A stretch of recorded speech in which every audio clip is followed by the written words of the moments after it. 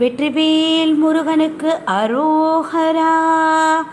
வேலும் மயிலும் சேவலும் துணை, வேலும் மயிலும் சேவலும் துணை, வேலும் மயிலும் சேவலும் துணை, வேலும் மயிலும் சேவலும் துணை, வேலும் மயிலும் சேவலும் துணை, வேலும் மயிலும் சேவலும் துணை. ஸ்ரீ அருட்கவி அருணகிரிநாதர் அருளிய கந்தர் அனுபூதியிலிருந்து. உருவாய் அருவாய் உலதாய் இலதாய் மறுவாய் மலராய் மணியாய் ஒளியாய் கருவாய் உயிராய் கதியாய் விதியாய் குருவாய் வருவாய் அருள்வாய் குகனே, குருவாய் வருவாய் அருள்வாய் குகனே. அருட்கவி அருணகிரிநாதர். இப்போ லாஸ்ட் பார்ட் 17 நம்ம என்ன பார்த்தோம்? லவங்கி ஐஷ்வரத்துக்கு போகிற ராஜா ராணா பிரதாப் சிங் போகிற ஐஷ்வன் வர சமயத்துக்கு நம்ம ஹீரோ அருணகிரிநாதர் சோனாத்ரிநாதரையும் ஐஷ்வன் வர காலை உணவு சாப்பிட்றா. பிரௌடதேவராயருக்கு பிடிக்க முடியல, ரொம்ப சந்தோஷம். அட்டட்டா நம்ம கல்யாணத்தில் நம்ம ஃப்ரெண்டு கூட வந்துட்டாரேன்னு ரொம்ப சந்தோஷப்பட்டுருக்கிறார்.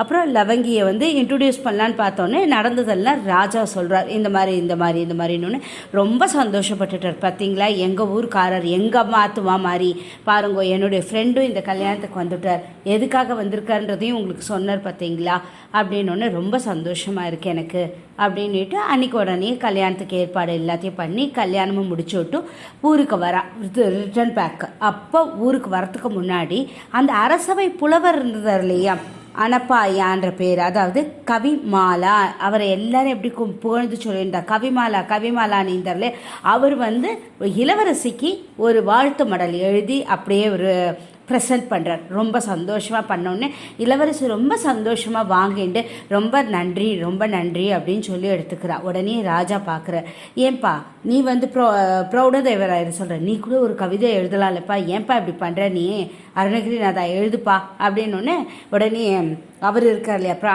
ராணா பிரதாப் சிங், அவர் சொல்கிறார், அருணகிரிநாதா நீ கூட ஒரு கவிதை எழுதப்பான்னு.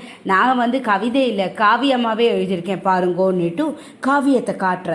அந்த காவியத்தோட பேர் என்னென்னா சோமவல்லி யோகானந்த பிரகாஷனா அப்படின்னு பேர். அது ஃபுல் அண்ட் ஃபுல்லு சான்ஸ்கிரிட்டில் எழுதியிருக்கு. யோகானந்தான்றது யாருன்னா ஜைனீஸ், அந்த காலத்தில் ஜைனீஸ் இருக்கா இல்லையா, அவளுடைய குலகுருவா அவளை பிரார்த்தனை பண்ணிட்டு எல்லாம் பண்ணிட்டு இருந்தா.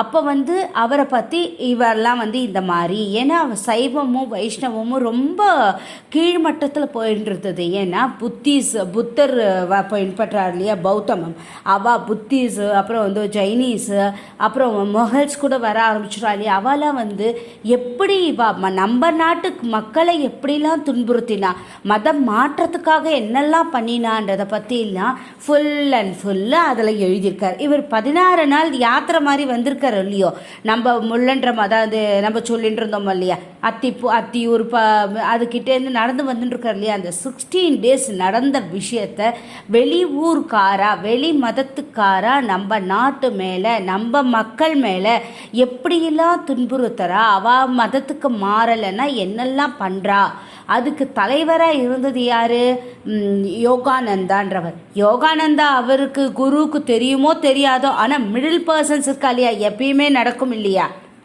சாமி வரம் கொடுத்தாலும் பூஜாரி வரம் கொடுக்க மாட்டான்றாலே, அந்த கதையா.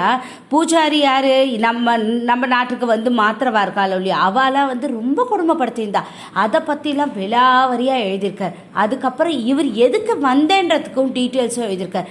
இது பிரகாசனா, அதுலேருந்து நம்ம எப்படி வெளியில் வரலாம், சைவத்தையும் வைஷ்ணவத்தையும் எப்படி நம்ம தூக்கி எடுத்துன்னு வரணும், முன்னாடி எப்படி இருந்ததோ அந்த மாதிரி தழைத்து கொடுக்கறதுக்கு எப்படி பண்ணணும் அப்படின்றதையும் எழுதியிருக்கார். அதே மாதிரி ஜீவகார ஜீவகாருண்யம்னா என்னது, ஜீவகாருண்யம் பண்ணினா என்னெல்லாம் பிரயோஜனம் நம்மளுக்கு இருக்குது, நம்ம நாட்டு மக்களுக்கு என்ன பிரயோஜனம் வரும், வீட்டுக்கு என்ன வரும், நாட்டுக்கு என்ன வரும்ன்றதை பற்றி டீட்டெயில்டாக கொடுத்துருக்க. அதே மாதிரி சனாதன தர்மத்தை பற்றி கூட கிளியராக அவர் கொடுத்துருக்கார். அதை படித்த உடனே சான்ஸ்கிரிட் அது படித்த உடனே எல்லாரும் ரொம்ப சந்தோஷமாக போயிட்டா. எதுக்கு ராஜா ரொம்ப சந்தோஷமாக போனார்னா, சனாதன தர்மம் வளரணுன்றதுக்காகத்தான் அந்த அம்மாவை ராஜஸ்தான்லேருந்து லவங்கிய ராணியை இப்போ ராணி ஆயிட்டாங்க அவங்க, அதனால் ராணின்னு சொல்கிறேன். அந்த அம்மாவை அங்கேருந்து தென்கோடியில் இருக்கிற ஊருக்கு, நம்ம ஊருக்கு கூட்டு வர்றார் அவ பிரௌடதேவராயர். அதனால தான் இவர் சனாதன தர்மத்தை கூட தழை தோங்கணுன்றது இவர் எழுதி ஜீவகாரண்யம் எழுதினோன்னு ரொம்ப சந்தோஷமாகி அப்படியே ராஜா ஓடி வந்து கட்டின்னு ரொம்ப சந்தோஷம் சோனாத்ரின்னொன்னே ரொம்ப நன்றிகள் அப்படின்னு இருக்கார் இவர் அருணகிரிநாதர். ரொம்ப பவ்யமாக, அதாவது படிப்பு இருக்கிற இடத்துல அகங்காரம் இருக்கும், ஆனால் நம்ம சோனாத்ரிநாதர் அருணகிரிநாதருக்கு ரொம்ப பவ்யம் இருக்குது. அவர் அப்படி இருக்கிறச்ச உடனே ராஜா சொல்கிறார், உனக்கு என்ன வேணுமோ கேளுப்பான்னு. எனக்கு நான் வந்த காரணமே ஜீவகாருண்யம் பண்ணோன்ற ஒரே காரணத்துக்காக தான் வந்தேன். எனக்கு நிலம் வேணும். நிலம் இருந்தால் தான் என்னால் காருண்யம் பண்ண முடியும். ஏன்னா நிலம் இருந்தால் தான் எனக்குன்னு ஒரு நிலம், எனக்குன்னா என் நாட்டு மக்களுக்காக, என்னோட கூட இருக்கிறவாளுக்காக, அவளையும் நான் மேலுக்கு கொண்டு வரணும் இல்லையா. ஜீவகாருண்யம்னா அனிமல்ஸ், இந்த மாடு ஆடு எல்லாத்தையும் நான் பாதுகாக்கிறதுக்கு ஒரு இடம் இருந்தால் தான் என்னால் பண்ண முடியும். அதை ஒண்டி பண்ணினா போகிறாதே, அதுக்கு தேவையான உணவுக்கு நான் ஏற்பாடு பண்ணிக்கணும். அதுக்கப்புறமா நான் கற்றுண்டனே வேதாந்தம், அதை எல்லாத்தையும் நான் தழைச்சு செய்யணும். அதுக்காக எனக்குன்னு ஒரு இடம் வேணும். அது எனக்குன்னு வந்தீங்கன்னா நான் அதை முன்னுக்கு கொண்டு வரதுக்கு எனக்கு வசதியாக இருக்கும் ராஜா அப்படின்னு. ராஜா கேட்குற, எந்த இடத்துல வேணும்ன்றியேப்பா, எங்கே வேணும் உனக்கு சொல்லு. எல்லா இடமும் நம்மளுக்கு தெரிஞ்சவங்க தான் இருக்காங்க, சொல்லுப்பா உனக்கு எங்கே வேணும் சொல்லுப்பா அப்படின்னு. உடனே அருணகிரிநாதர் சொல்கிறார், எனக்கு இது எங்கள் ஊர்கிட்டேயே, அதாவது நம்ம இது பூங்கான்னு முன்னாடியே ஒரு எபிசோடில் நான் சொல்லியிருக்கேன், எஸ்டேட் மாதிரி இருக்கும்னு சொல்லியிருக்கேன். அதை தான் நான் இப்போ திருப்பியும் சொல்கிறேன். அதுதான் அவருக்கு வேணும்னதே. மெத்தப்பாடி, அதாவது தல்பகிரியோடைய தென்பகுதியிலும் அத்தியூரின் கிழக்கு ஆடம்பரா, அதாவது ஆடம்பரான்னா நடராஜரை குடிக்கிற இடம். ஏன்னா அவளுக்கு குலதெய்வமாக இருக்கிறது நடராஜர் சிவகாமி சுந்தரி தான். அதனால் ஆடம்பரா அந்த ஊர் பக்கத்தில் இருக்கிறதுலையும், அதாவது கிழக்கு திசையில் இருக்கிறதும், புத்தூர் அதாவது நவக்கிரகம் என்ற இடத்துல வடமேற்கில் இருக்கிற அந்த பூங்காவை எனக்கு கொடுங்கோ. எனக்குன்னா நான் இதெல்லாம் முன்னேற்றம் கொடுக்க போகிறேன், அதுக்காக என்னுடைய பேரை நீங்கள் எழுதி கொடுத்தேன்னா எனக்கு யூஸ் ஆகும். ஏன்னா அங்கே போயிட்டு ஒந்துன்னு வீண சண்டை சச்சரவு வராது.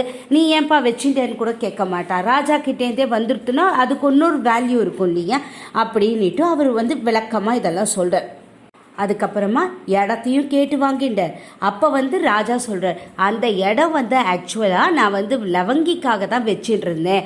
அந்த இடத்த பிரௌடதேவராயருக்கு கொடுத்துட்டா லவங்கிக்காக. அந்த காலத்துலலாம் நிலம் நீச்சு, இப்பயே சில கேஸ்டெல்லாம் நிலம்லாம் கொடுத்துட்டுருக்கா, ரூபா நிலம்லாம் அந்த காலத்தில் இருக்காதா. அதுவும் ராஜா பரம்பரை, இளவரசிக்கு கொடுக்க மாட்டேறா, அந்த மாதிரி கொடுத்ததுன்னு இளவரசிக்கும் ரொம்ப சந்தோஷமாயிடுதா. ஐயோ எனக்கு வர வேண்டியது, நான் அங்கே போய் இருக்க போகிறேன், எனக்கு ரொம்ப பிடிச்சவர் எங்காத்துக்காரோடைய ஃப்ரெண்டு வேற, அவருக்கே கொடுத்துருங்கப்பா அப்படின்னு அந்த அம்மாவை சொல்கிறாங்க.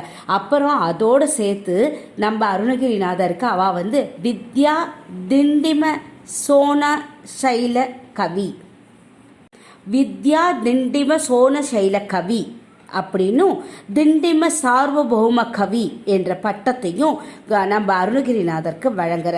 ஏன்னா அவர் சான்ஸ்கிரிட்டில் எழுதியிருக்கார். அவளுடைய ஃபேமிலி என்னது, திண்டிமாவா தானே, திண்டிமாஸ் ஃபேமிலி தானே. அவள் சார்வபௌம கவின்னு அவருக்கு பட்டத்தை கொடுத்து ராஜாவோடையே சேர்ந்து, அதாவது தன்னுடைய மாப்பிள்ளையோடையும் பொண்ணோடையும் சேர்த்தே அவரை நம்ம ஊருக்கு, அதாவது அத்தியூர் அதெல்லாம் இருக்கு இல்லையா, அந்த ஏரியாவுக்கு வந்துட்டுருக்கார். அப்போ அதுக்கு முன்னாடியே அதோடைய ஏரியா பேரெல்லாம் இதெல்லாம் ஆடம்பரா அதெல்லாம் இருக்கு இல்லையா. இவர் இவர் பேரில் வந்ததுக்கு அப்புறமா அந்த ஊருக்கே பேர் எப்படி மாற்றிட்டோன்னா திண்டிமாலயம்.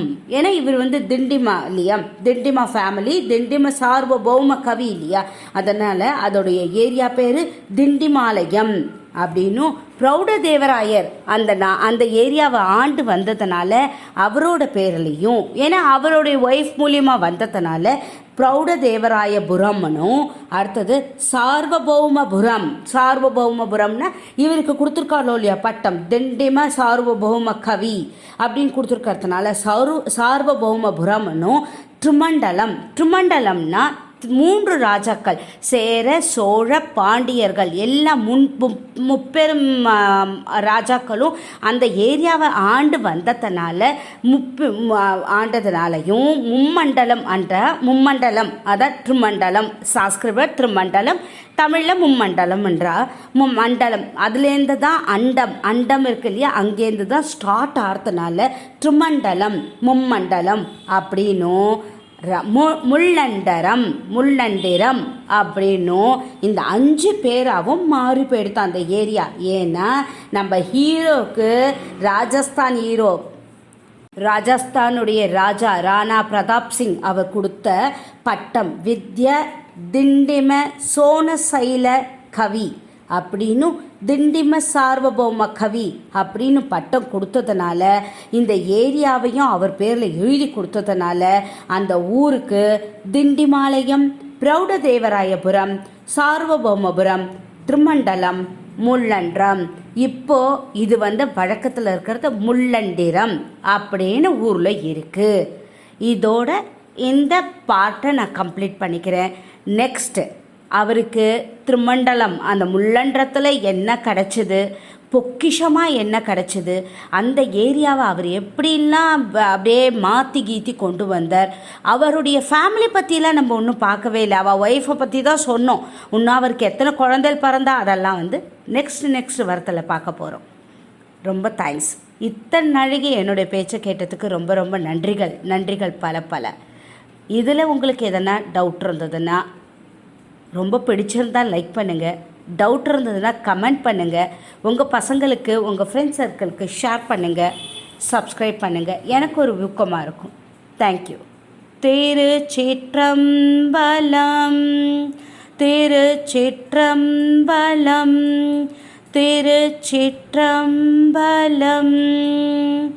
லைக் பண்ணுங்கள், ஷேர் பண்ணுங்கள், கமெண்ட் பண்ணுங்கள், சப்ஸ்கிரைப் பண்ணுங்கள். Thank you to all.